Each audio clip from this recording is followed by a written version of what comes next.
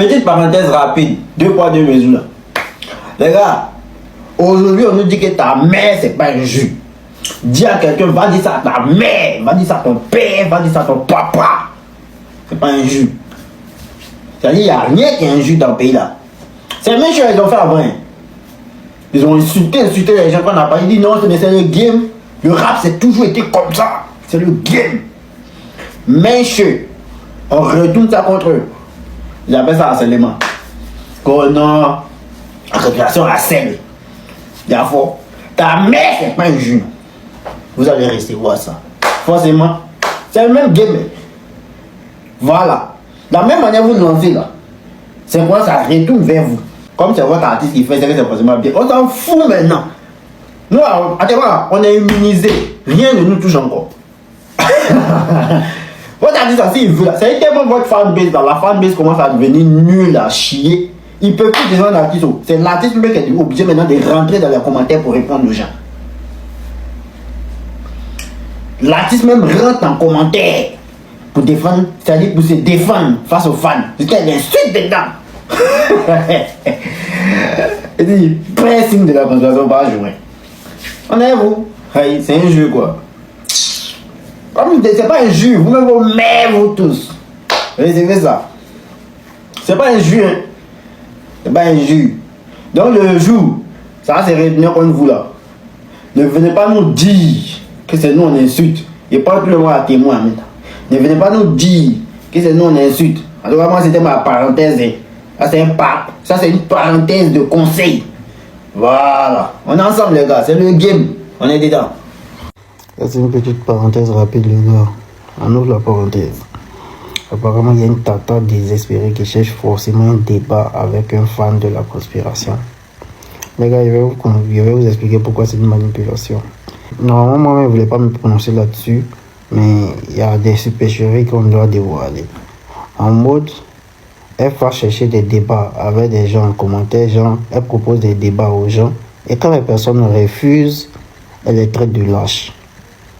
Tata, ce que je voulais te dire, c'est que ça n'a rien de lâche. Votre émission devait penser à ça d'abord avant de venir s'asseoir et puis raconter des inepties sur notre artiste. Déjà, ça fait ça. Si on est sortis nombreux pour parler, c'est parce que vous avez dit des trucs qui sont carrément faux à l'encontre de l'artiste.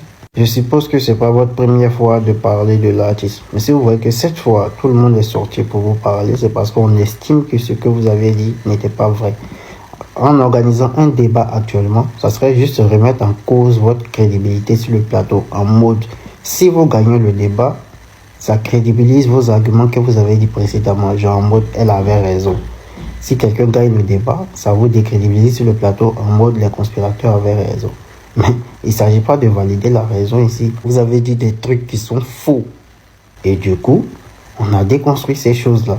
Non, c'est pas parce que tu vas gagner un débat ou quelqu'un va gagner un débat que ça va valider ce que tu as dit là.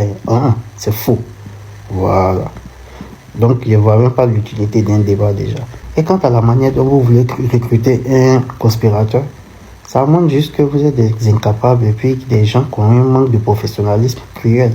À quel moment pour recruter quelqu'un pour un débat, on le fait dans les commentaires? Ça a commencé quand? Tata, toi-même pour t'inviter, pour t'amener sur le plateau là-bas, c'est par ton commentaire on t'a recruté? Ou bien c'est par ta vidéo quelque part qu'on a vu et puis on t'a appelé pour dire viens sur le plateau? Je ne comprends pas.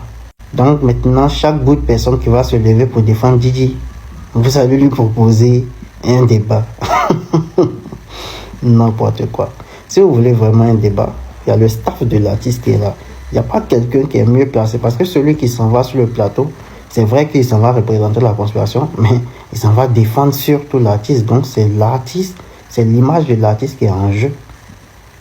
Allez-y voir le staff de l'artiste et vous lui demandez d'emmener un représentant digne de ce nom qui va débattre avec vous. C'est pas en recrutant en commentaire, je suis désolé. Attends, bon, je suis choqué. Donc à un moment donné, arrêtez de vous foutre de nous en fait. Si vraiment vous voulez un débat, il y a moyen de ça. Mais pourquoi vous ne vous rapprochez pas de l'artiste? Mon intuition me dit que c'est parce que vous n'avez pas de bonnes relations avec lui. Et c'est dû sûrement à votre manière de le boycotter chaque jour.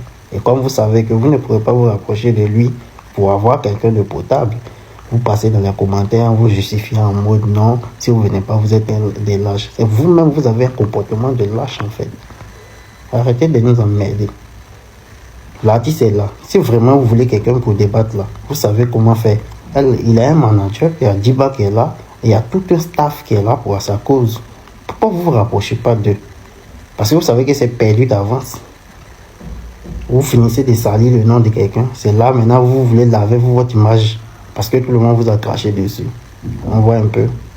C'est le débat que vous voulez là. Vous allez attendre jusqu'à l'année prochaine parce que personne ne va venir. Il n'y a pas quelqu'un qui a quitté dans le commentaire de quelqu'un pour venir vous répondre.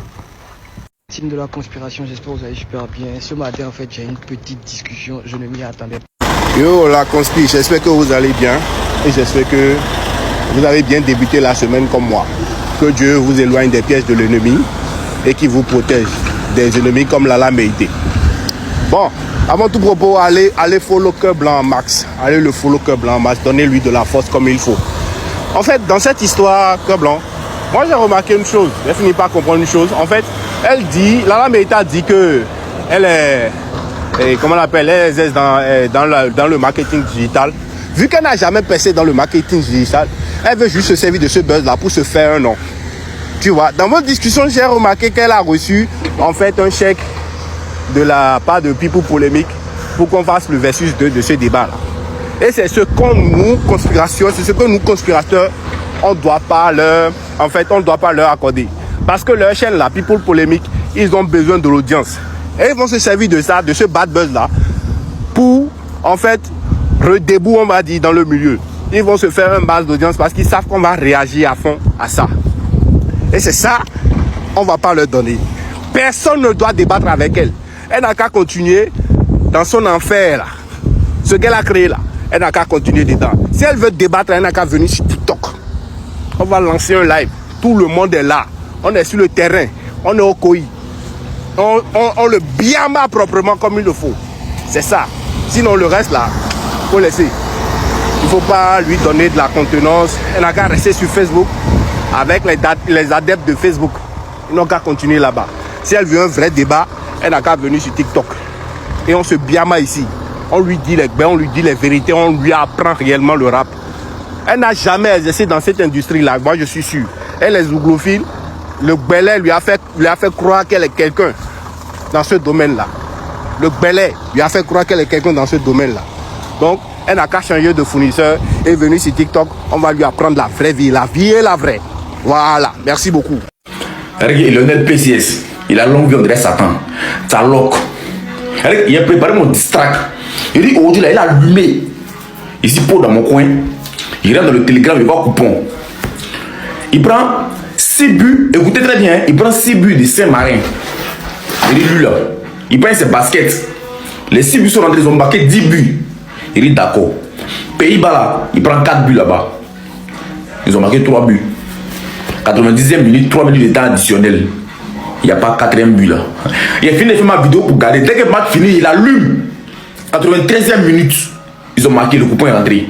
Il dit, tu as foqué d'essayer. Lui-même qui donne le coupon là, tu as foqué lui. Tu as foqué Messi. Vous comprenez pourquoi il m'a dit ton nom. Lionel ou Messi. Lionel ou PCS.